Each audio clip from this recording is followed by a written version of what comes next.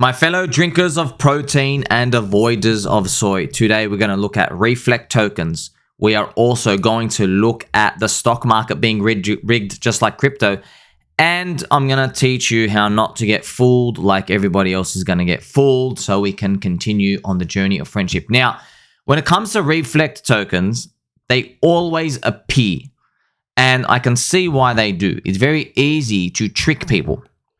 But Reflect tokens, they're not going away. They started off, I remember, 2020.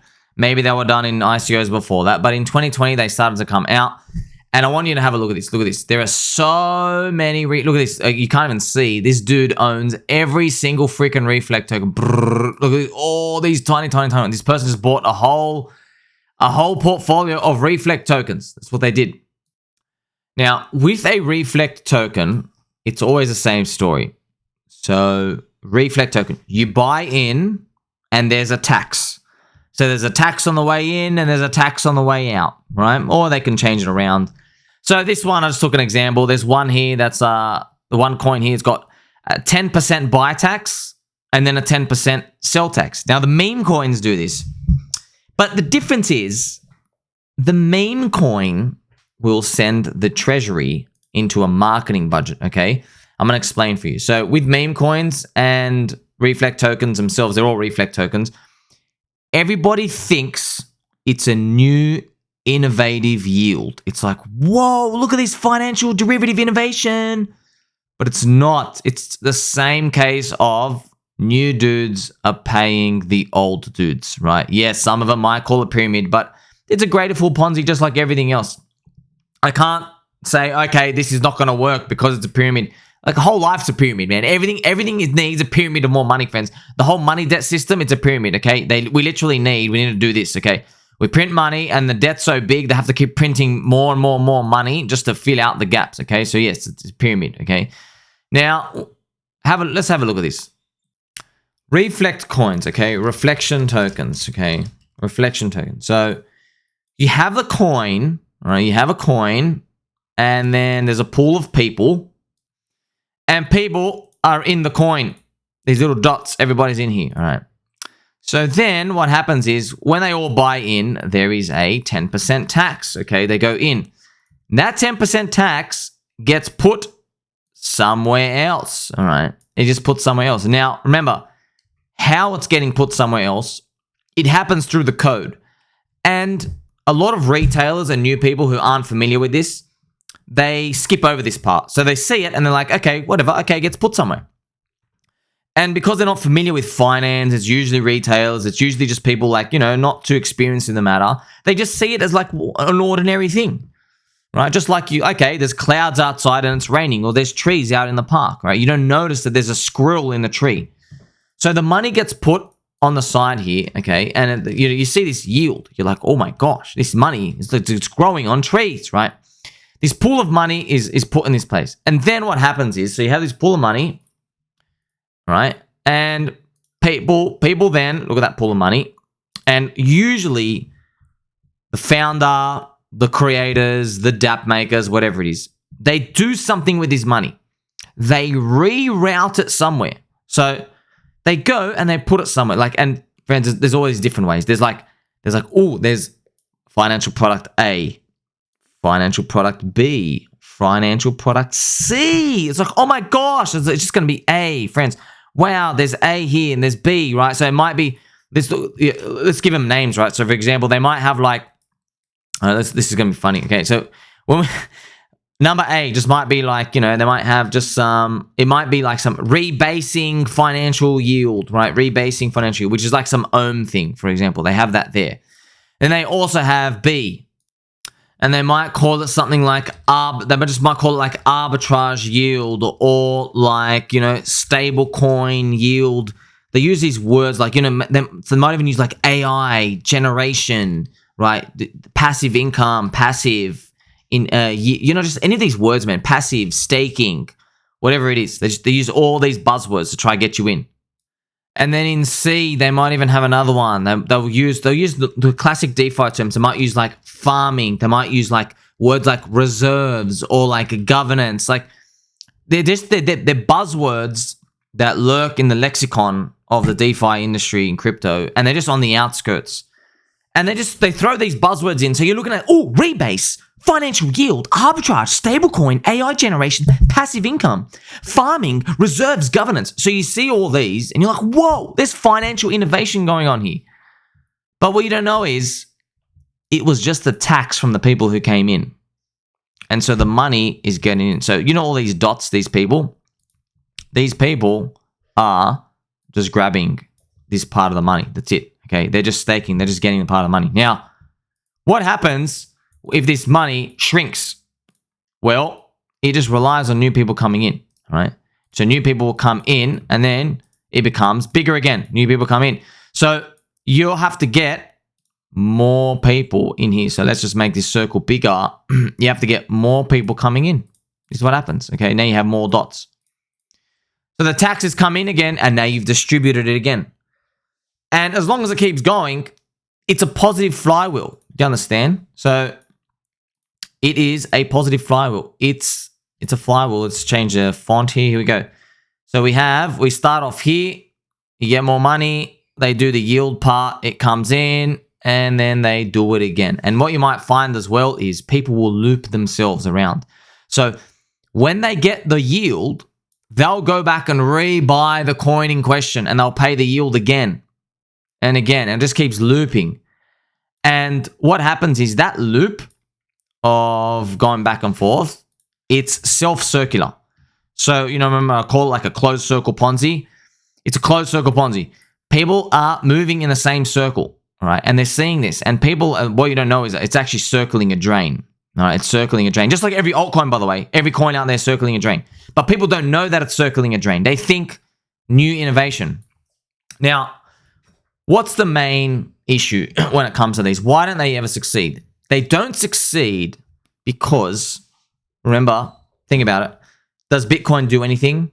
No. Does Doge do anything? No. They don't do anything necessarily. It's not like their tech is like super amazing, but people have just chosen them for whatever it is. Now, in Bitcoin, the messaging within the community is a torpedo. They want to adopt more people. They want to bring more people in. They want to fix the money, fix the world. They have all the campaigns and the narratives going on. And there is people who believe enough in the system to withstand the price volatility. When it comes to reflect tokens that are specifically, remember, they've put themselves in a sector. They go, hey, we're a self-circular thing. The issue is when the flywheel, instead of, it's going around and around and around, when it starts to like close in on itself and the positive flywheel, so instead of plus signs, when it becomes a negative feeding loop and it just becomes negative all around, what happens is it implodes with such force, there's no one else who believes in the system. And then you make sense because you're like saying, well, what system? I mean, it was a self-circular thing at the start. And there you go. It's basically a house of cards. Now, if you have a passionate cult and a community who is willing to resurrect it, that's fine. Except here's the issue. Everyone, all these dots, these people are here for the cash. When the cash goes low and tiny, they've got nothing left to believe in. There's no campaign. There's no store of value. There's no cult. There's no experiences. There's nothing left. It goes, well, the money's gone. I'm gone. See you later. You understand? That's why it's important. And then it implodes. It just implodes every single time. That's why these reflection tokens, they never make it past that first step.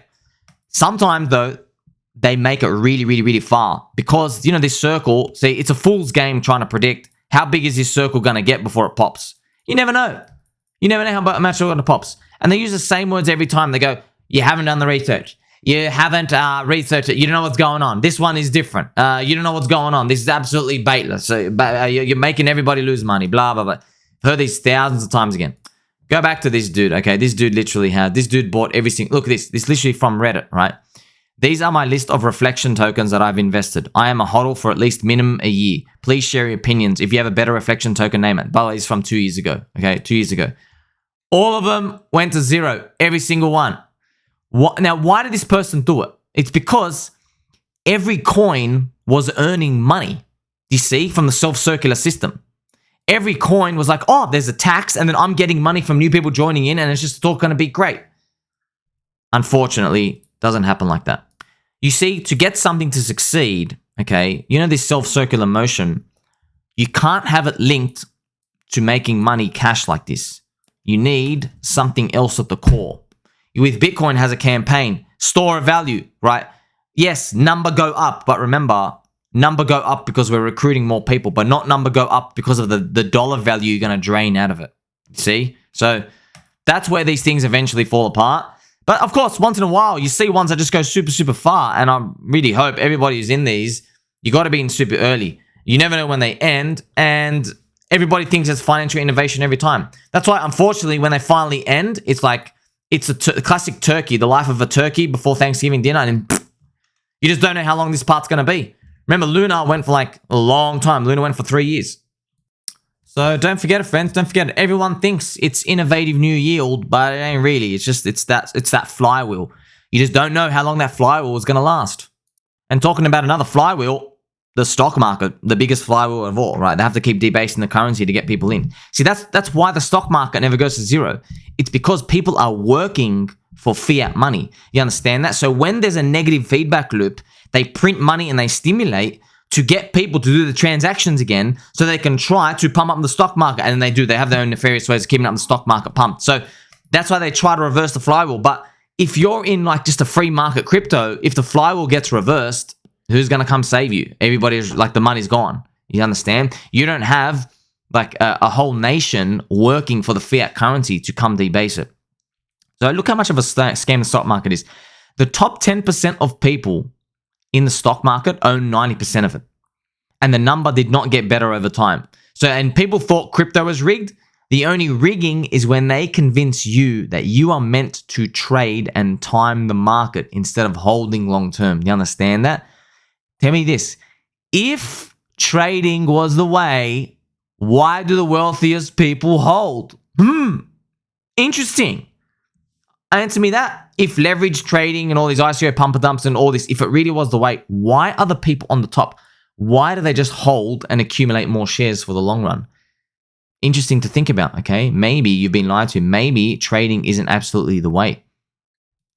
You can see it right here. The top 10%, the first two boxes, they own 90%. The bottom 90% of people only own 10%. Why? The bottom 90%, what are they doing? They're trying to time the market. They're trying to trade up and down, left, right, do jizz, jazz, backflips. Not the right thing to do. The right thing to do is like, subscribe, press the belly button and all. Appreciate every single one of you and shock that algorithm, friends. Don't be fooled by people pretending they are geniuses, okay? There will be people who are going to pretend, oh, quarter top, oh, quarter bottom, oh, well. There's zero energy in that. Who cares? It's not even about calling them. It's positioning of the crowd. Elon Musk bought Bitcoin and then it zipped past 32,000. Don't forget this, please. You have to remember this, okay? Elon Musk, the world's smartest dude, the world's most popular dude, bought Bitcoin and it was at the top. Everybody said you're a gambler and a fool for fading Elon. I specifically remember that. We had infinite QE, 0% rates. The world's most popular man just bought Bitcoin. Everyone was like, woo-hoo-hoo-hoo-hoo. You understand? It's very important to think about this. Don't forget this. This is...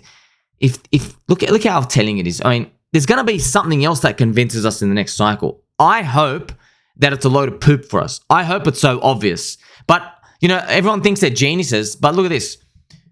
What if I throw this at you, right? I mentioned this to you before, but I'm thinking about it. What if they get rid of Gary Gensler at the top? But you won't know it's the top. What if they just get rid of Gary Gensler somewhere in 2025? Everybody's going to think the final boss is gone. Crypto's going to rally forever. The doves are flying. Maybe that's the top. You know what I mean? So a lot of things can happen. What if they give us the Ethereum ETF at the top? You know what I mean? Something's going to happen, friends. Remember what I tell you every time. Who bought Bitcoin at 50K? It was people who believed in the narratives that were going to take us to 100 to 300K. Right? Elon Musk bought. He's early to trends, right? That's what happens. So who's going to be buying Bitcoin at $60, $70, and $80,000? It's going to be people believing in 250K. We're not going to get trapped. Why? We're friends. Make sure you keep your back straight, fluffy slippers on, like, subscribe, belly button all. Tell mum and dad we love and appreciate them. We're going to be ready for this one. Catch you next one.